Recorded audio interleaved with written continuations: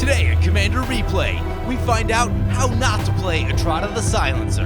Can Etrata silence Thopertist, Wort, Boggart, Auntie, and Edgar Markov? Find out next on Commander Replay. Hey guys, we have a new Patreon supporter, Colton Gillies. Colton, you are awesome. If you want to help support the channel and vote on which decks I play next, feel free to check out my Patreon at the link below. Welcome back, everyone. Playing some Etrata the Silencer. Take a look at our opening hand. Fabricate's cool. Dowsing Dagger, it's reasonable. We'll keep that. So, lots of fun things going on in this deck. We got some ninjas. We got some ways to abuse Etrata. We got some blue-black good stuff. A lot of good 6-drop creatures in these colors. We have the Mindlock Orb Marlin combo, which we have half of in our hand, so lots of interesting things in this deck. I do have that feeling like I'm probably trying to do too many things all at once, so we'll see how that plays out this game. Anyway, we'll start with the Fetid Pool since it comes down tapped, and we will pass the turn.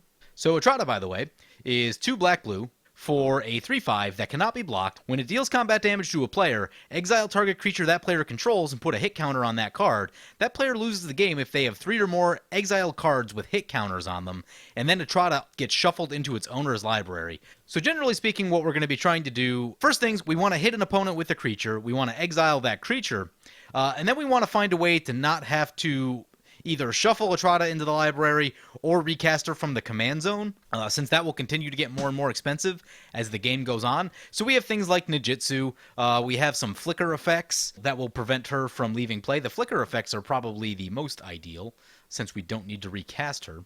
We have some other wacky things going on in this deck too, so that's all good fun. This comes down unless we control 2 or more basic lands. We do not, so we will play this. Let us play the island, play the Dowsing Dagger. Who do we want to be friends with?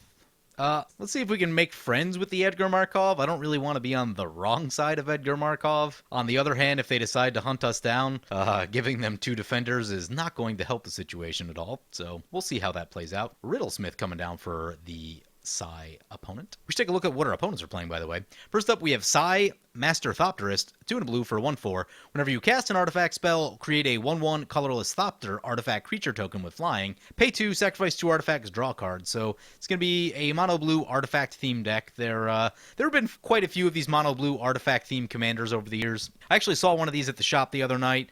It had half of a couple different combos on board, but it wasn't able to put all of it together. So it ended up not doing a ton. I think they also missed some land drops. Never miss land drops. But yeah, interesting commander. And that'll bring it back to our turn. Right here, we're actually I'm gonna play a Verdant Catacombs, crack the Verdant Catacombs, I'm actually just gonna get a Swamp right here. I want to get the 2 basics so that the Sunken Hollow can come down untapped eventually. And I think right here, let's Fabricate. We have some mana ramp in that Dowsing Dagger, so I think I actually want to get our Strionic Resonator. That'll allow us to copy Etrata's ability. Psy Master Thopertist coming down. There's a Legion Loyalist. Oh, you gotta finish up on our opponents, by the way. So we have a Wort Boggart Auntie. Is 2 red-black for a 3/3 with Fear. At the beginning of your upkeep, you may return target goblin card from your graveyard to your hand. Ooh, opponent's going to cycle a Gem Palm Incinerator to shoot down the Riddlesmith after playing a Legion Loyalist. So, obviously going to be a black-red Goblins deck. Seen a little bit over the years, never been super impressed about what it does. Krenko, a much stronger Goblin commander, in my opinion. But if you're looking to have a good time with Goblins and not draw the amount of hate that Krenko is going to draw on, then this might be a solid commander. We'll see how it plays out today. And then finally we have Edgar Markov, super aggressive vampire. Uh-oh, we just drew the other half of the combo. Well, let's, oh man. Huh. Do we just Mindlock Orb and then play Maryland? Oh, I think that we should, right? Opponents still have a lot of cards in hand, though. We're going to wait just a little bit before we do that. Given that everyone has 6 cards in hand, there's probably some removal floating around for either half of the combo, so we will wait just 1 second on that. Let's play the Hall of the Bandit Lord. Oh, it comes in tapped. Forgot all about that. All right, well, in that case, play the Strionic Resonator. Should have played that last turn. Yep, not great. Well, past turn. Should be able to do some good things in next turn, though. Trinket Mage for the Thopertist opponent. Oh, we should have played the Mindlock Orb. Oh, no. Shut down that Trinket Mage. Unfortunately, we don't have anything that's going to prevent Etrata from going to the command zone yet. That is the next piece that we'll want to find. Wouldn't be sad to see Soul Ring, Ancient Tomb, or Mana Crypt off the top. Then we could haste Etrata down and equip the Dowsing Dagger. And then with the land, we could actually copy the ability, I think. Mod Catcher coming down. Pay 3, search for a goblin. Put it onto the battlefield. That's not bad. Ooh, that's Olivia Valderin. That's probably worth an exile. That is an immensely powerful magic card. Especially the longer it goes, the more mana they get. That thing becomes a very big problem. There's a Whir of Invention. Not exactly what we were looking for. Play the Sunken Hollow right here. That'll come down on tap. And I think Olivia is going to need an exile. So attack into the vampire opponent. Use Etrata on Olivia. Maybe I should just play the Mindlock Orb this turn. And we'll pass turn like that. Etrata goes back to our command zone because of her ability, but exiles the Olivia with a hit counter. So it's got a hit counter on it. 2 more of those and they lose the game. Veteran Armament's interesting for the Thopertist opponent. So it might be like just a go wide aggro Thopter deck. One thing I didn't think about is that shooting down the Olivia means that opponent's going to go wild with the Thopters. Yeah, maybe we should have left Olivia out there for a turn or 2. Yep, this is basically like mono blue with affinity. Well, if someone has a board wipe, they'll probably play it this turn. That is the situation that I think we have just created. Opponent trying to figure out their attacks.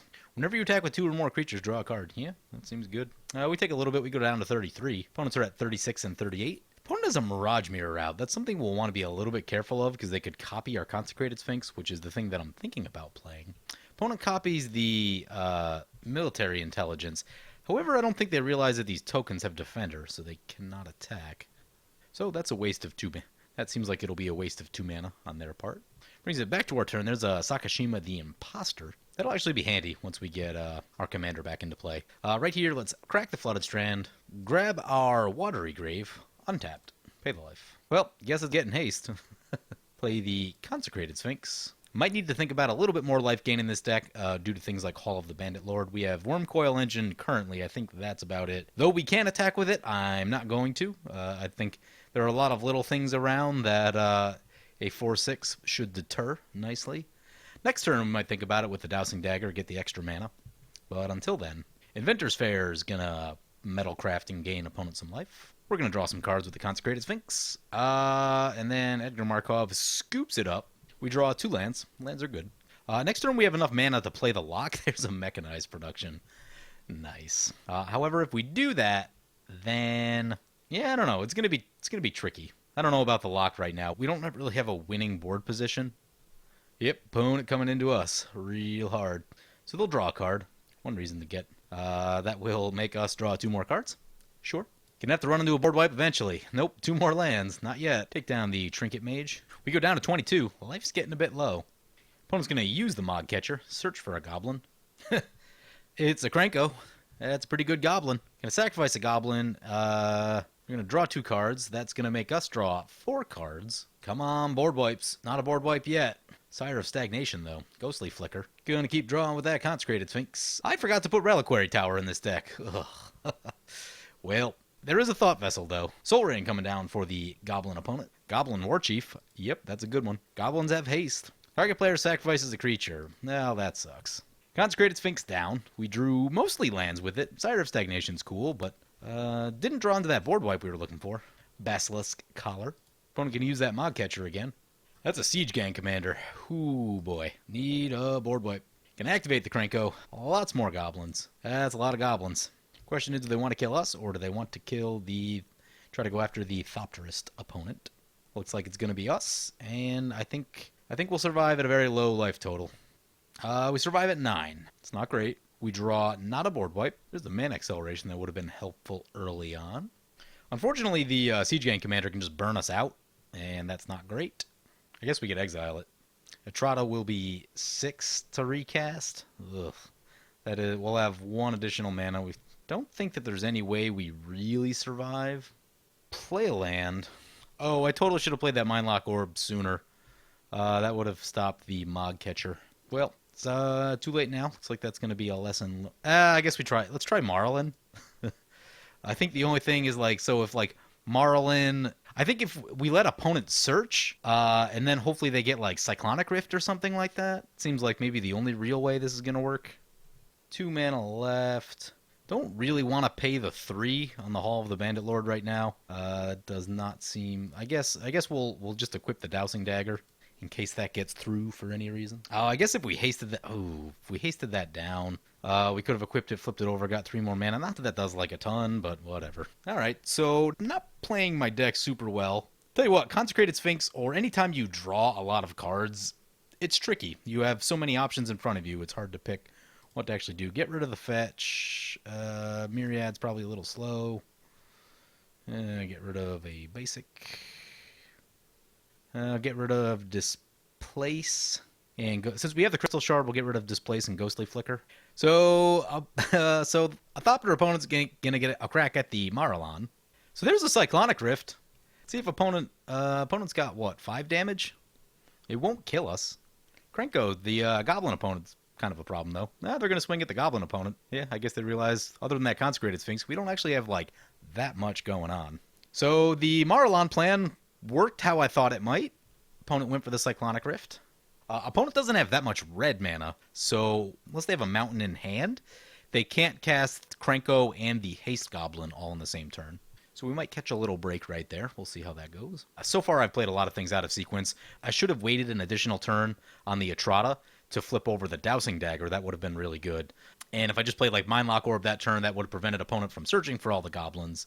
Turn 4, I definitely played incorrectly. Wasn't paying great attention to everything that was going on. Also, this game is a good chance to realize just how damaging it actually is to use her ability. Have her reshuffle either into your library or go back to the command zone. Oh, there's the mountain. Yep, there's the mountain I was talking about. So there's the War Chief. There's the Krenko. And there is a Boggart Harbinger. Yeah, really wish I played the Mindlock Orb. Opponent's still coming into us. I think we're going to survive at an even lower life total. It's really got to be a board wipe off the top. Down to 2. It is not a board wipe off the top. Huh. So, I mean, it's funny now if we play Marlon and it survives back to our turn, it'll kill us. So that's not great. I guess we play the Strip Mine, play the Sire of Stagnation. I guess play the Signet, play the Sire of Stagnation. Sire of Stagnation will probably get us killed, but, you know, don't really have too many other options at this point. And we will discard down to hand size, get rid of that island, get rid of the Marlon. There's a mechanized production on the Soul Ring. So opponent getting a lot of mana production. So yeah, we didn't drop any mana rocks early, so our mana production kind of sucks this game. That's not really where you want to be. Hey, that's an Eldrazi Monument. That's probably gonna do it. Mox Amber. Yeah, so opponent playing like basically mono blue affinity. Ha! Sharding Sphinx. That is a really cool card. There was a game a while back where I was able to get 2 of them in play, and you know, after like if you can get 2 attacks off, if you can get like 2 to 3 attacks off with 2 Sharding Sphinxes in play, things go crazy. Opponent's going to play a land. We'll get a Sire of Stagnation trigger, Crucible of Worlds, and Grave Titan. Oddly enough, too, there's also a lot of tutors in this deck. Amongst all the card draw we had, we did not run into any of the black tutors that would have found a board wipe for us. So that's not great. So opponent's going to send all of their attackers. Oh, they're going to kill us too. So I thought they were going to let us live, but you know, it doesn't really make a lot of sense to do that. We did draw a lot of cards. We have the Sire of Stagnation down. Sire of Stagnation is one of those you must kill on sight kind of cards. So that's what our opponents will be doing today. Oh, there's a 12/12 in there. Don't know if they have enough damage. We'll see if they have enough to take both of us down at the same time. So we go down. We're at 0. Sharding Sphinx. Oh, opponent survives at 1. Rough. Well, Krenko's going to have a chance to respond. Opponent has a lot of blockers, so that'll make things... They would need to, like... I know there's the Mountain Walk Goblin. They would need to give a mountain to our opponent somehow. That would do some stuff. Or if they played a really big Goblin with his Basilisk Collar and gained a ton of life, but that also seems unlikely. Here comes the Siege Gang Commander. If the opponent had, like, Strionic Resonator for the Krenko, you could be talking about potentially lethal goblins right there. That doesn't look like it's going to be the case. Well, like, actually... It could happen, but Tuk-Tuk's going to come down. Whenever Tuk-Tuk or another ally destroy target artifact, deals damage equal to the number of allies you control. It's going to shoot down the mechanized production Soul Ring. Said he misclicked. Don't know if it's going to matter that much. Oh, opponent searched for a Goblin Chainwheeler. Oh, wow. They could have won it. So, yeah. If they shot the Eldrazi Monument, they said they misclicked. So if they shot the Eldrazi Monument, those are all 1/1s. And then Chain Whirler comes down and kills all of those. It does kill all of their Krenko tokens too, though. But they would still have, they would have had about 4 or 5 goblins out.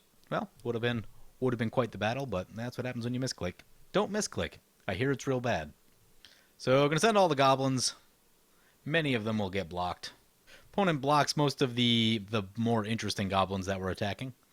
I'll bring it back to their turn. And yep, this will finish it up.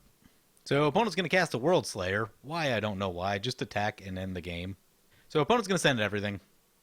And that's the match. Goes to -104. Wow. So what do we learn? We learned that Etrata is not the easiest deck to pilot. We learned that having her go back to the command zone just once is not great. We also learned that we need the mana ramp a little bit better, which we have a lot of mana ramp in this deck. No reason that we couldn't hit something. We have the Signet, we have the Dowsing Dagger, which we should have waited to use better. Felwar Stone, Mind Stone, Thematic Compass, which is it's slow ramp, it finds you lands and whatever. Thought Vessel, Soul Ring, Voltaic Key, Mana Crypt, Thran Dynamo. So pretty good amount of ramp in here. Just played out very slowly. I cut Worn Power Stone right before I started the game. I might add that back in. I'm actually thinking, so like we have a bunch of Nijitsu creatures in here, and honestly, I don't think they're going to be good enough. We have things like Okiba Gang Shinobi. If it hits a player, they discard 2 cards. That's cool and all, but we're paying 4 to return Etrata to her hand. We then need to pay 4 more to recast her. That's 8 mana just so she doesn't go back to the command zone.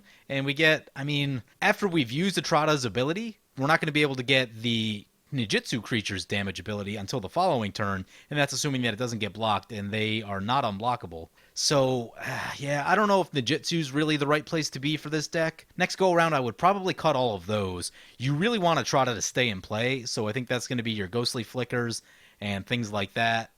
Crystal Shard is nice because it's reusable. But yeah, I mean, after using the Nijitsu creatures one time, they're just going to be a lot of dead weight. It's going to be a lot of mana for something that's not doing all that much. So I think the plan is going to be to cut those, probably add Worn Power Stone back in. I think this deck, I think the plan may actually not be, I don't think you want to necessarily just rush Etrata down early on turn 4 like we were trying to do and start swinging away. You really want to set up for a while, and then around turn 7 or turn 8, I think you want to try to hit kind of all at once. If you can set up Strionic Resonator and Rings of Brighthearth, I think that's where you want to be, and you want to get all 3 of those triggers at the same time and just take a player out of the game. Instead of what I was trying to do, just, you know, bum rush the table, start attacking, which is my usual game plan for things. I don't think that's how this deck wants to play. You want to kind of hang back like an assassin would, and then pop out at the exact right moment when it is most beneficial to you. So definitely a flavor win on that aspect of it. I guess I'm just not very stealthy. That's not usually my it's not usually my MO. I'm usually just kind of marching down the street with the Legion. Heroes coming a few miles away. Anyway, yeah, this deck needs some work. This is not a deck list that I would run out there per se. Learning also just how to pilot the deck is going to be a big thing too, because I think this is going to play out more like a combo deck where you're kind of setting up, you're kind of just spending all game setting up. Then you wait as long as possible, and then once you think you have everything assembled, you go for it. I think that's how this deck is going to want to work. So anyway, hope you guys enjoyed the video. As always, feel free to comment, like, or subscribe. Thank you for watching.